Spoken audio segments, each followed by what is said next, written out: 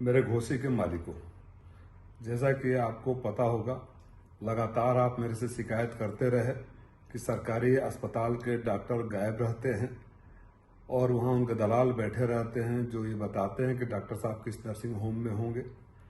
दवाइयाँ बाहर लिखी जाती है, वहाँ के डॉक्टर मरीजों के साथ बदतमीजी करते हैं, सुविधाओं का अभाव है। आपने ऐतिहासिक रूप से जीत दिया। आपके आदेश को मानते हुए मैं जिला अस्पताल गया, मुख्य चिकित्सक अधीक्षक के साथ मैं पूरे अस्पताल का दौरा किया। तमाम खामियां पाई गई। आपकी बातें सच साबित हुई। कई चैम्बर में डॉक्टर नहीं थे और दलाल बैठे हुए थे, जिसको मुख्य चिकित्सा अधीक्षक ने स्वयं नोट किया। कहीं मरीज जमीन पर पड़ा हुआ था। आप सब गवाह हैं उसके, मीडिया के साथी थे, अधिकारी थे, डॉक्टर थे। कहीं कोई मैं एक पढ़ा लिखा सांसद हूं, उसी के हिसाब से मैं खाली नोट कराता गया। उस आखिरी कमरे में जब हम पहुंचे तो देखे कि बाहर मरीज परेशान है, कुछ महिलाएं रो रही हैं, चिल्ला रही हैं। मैंने पूछा तो एक महिला ने बोला, गरीब महिला ने, कि 11 बजे डॉक्टर साहब आए और डांट रहे हैं। भीतर हम गए, तमाम मरीज और पत्रकार नाराज थे। मुझे लगा कि मन आक्रोश में कहीं बाहर न चला जाए। मैं सबको मना किया। मैं बोला मैं बात कर रहा हूँ, मैं डॉक्टर से सिर्फ इतना ही कहना चाहता था कि हम पढ़े लिखे लोग हैं, मारपीट नहीं करते हैं। किसी ने कहा कि 11 बजे आते हैं, 12:30 बजे चले जाते हैं, फिर घर पे बुलाते हैं। किसी ने कहा कि ये बदतमीजी करते हैं, किसी ने कहा कि हेलमेट चला कर मारते हैं, किसी ने कहा कूटते हैं। तो मुझे लगा कि माहौल खराब हो रहा है। मैं डॉक्टर को समझाऊं कि पढ़े लिखे डॉक्टर मारपीट नहीं करते। वो हमसे बदतमीजी करने लगे, बहरहाल बदतमीजी करने लगे। मैं समझ गया कि जो इनके खिलाफ शिकायतें आती रही है और तमाम FIR इनके ऊपर दर्ज है वो सही है।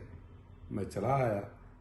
मुख्य चिकित्सक अधीक्षक महोदय, आप सबको पता है कि उन्होंने खुद इतने पीड़ा में थे, उनके व्यवहार से लगातार मना कर रहे थे कि बयान जारी करके कहा कि इस डॉक्टर की लगातार शिकायतें आ रही हैं और शासन से गुहार लगाई कि इसके खिलाफ कार्रवाई करो। नोटिस जारी किया, लेकिन जो संरक्षण देते हैं ऐसे लुटेरों को, उनको ये बर्दाश्त नहीं हुआ कि कोई आपकी आवाज पर जाकर वहां निरीक्षण करे और सुधारने का प्रयास करे, क्योंकि उनके पेट पर कहने लाग पड़ती।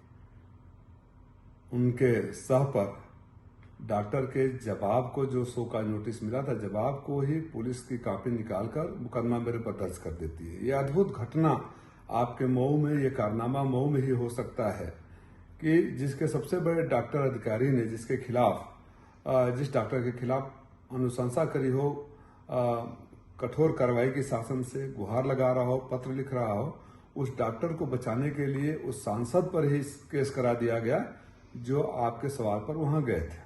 मैं सिर्फ आपसे ये कहना चाहता हूं कि आपने जो सबसे बड़ा ऐतिहासिक आशीर्वाद दिया वो मेरे लिए सबसे बड़ा हौसला है। बेदाग हूं, ये चाहे कितना कर ले, न मैं आपको लूटने दूंगा न दबने दूंगा। जो हमारे गरीब मरीजों को लूटेगा उनकी डॉक्टरी नहीं चलेगी, चाहे कितने भी मुकदमे करा लो। जो दवाई बाहर से लिखने के लिए बोलेगा, जो डॉक्टर घर पे बुला कर इलाज करेगा, जो मरीजों से बदतमीजी करेगा, उसके खिलाफ हम घेराव करेंगे, कार्रवाई करेंगे और सदन तक आवाज उठाऊंगा। इस मुद्दे को कोई सोच रहा हो कि राजीव राय को डरा दिए, आपका ये बेटा, आपका भाई डरने वाला नहीं है। माननीय मुख्यमंत्री जी, आप स्वयं संज्ञान लीजिए। पता नहीं आपकी जानकारी में है कि नहीं है कि आप जो दावे करते हैं, आपका सांसद जब जाता है और वो सही पाता है जो जनता शिकायतें करती है, अगर आपके संरक्षण में या आपकी जानकारी में, माननीय उप मुख्यमंत्री जी ने, जो स्वास्थ्य मंत्री भी है, तो 1 साल पहले वादा किया था कि कठोर कार्रवाई होगी।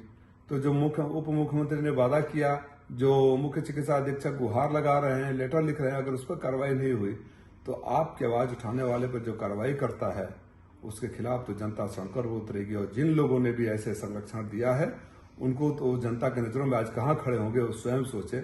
मऊ की एक और बड़ी खासियत रही है, मऊ में हम लोग किसी भी पार्टी के हो, राजनीतिक मुद्दे पर विरोध करते हैं, राजनीतिक बातें करते हैं, कभी व्यक्तिगत रूप से एक दूसरे के खिलाफ इतना निचले स्तर पर नहीं जाते हैं। जो चंद सालों में मऊ का माहौल बदला है, मैं इसको लेकर भी दुखी हूं और सौभाग्यशाली है मऊ के अभी भी बहुत सारे नेता अपनी परंपरा को कायम रखे हुए हैं। मैं उम्मीद करूंगा कि उस परंपरा को बनी रहे, क्योंकि ये ऐसे अधिकारी डॉक्टर किसी के नहीं होते हैं। जो आज खुश हो रहे होंगे कि राजीव राय के साथ बदतमीजी किया, उनको याद रखना चाहिए कि इस डॉक्टर ने सैकड़ों मरीजों के साथ बदतमीजी किया है, कई आपराधिक केस है, भारतीय जनता पार्टी के नेताओं के साथ बदतमीजी किया है, और तो पत्रकारों को हेलमेट चला के मारा है, मोबाइल छीन लिया है।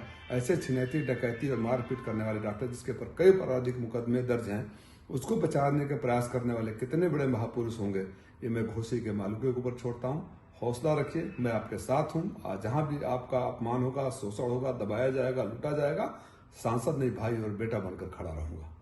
जय समाजवाद।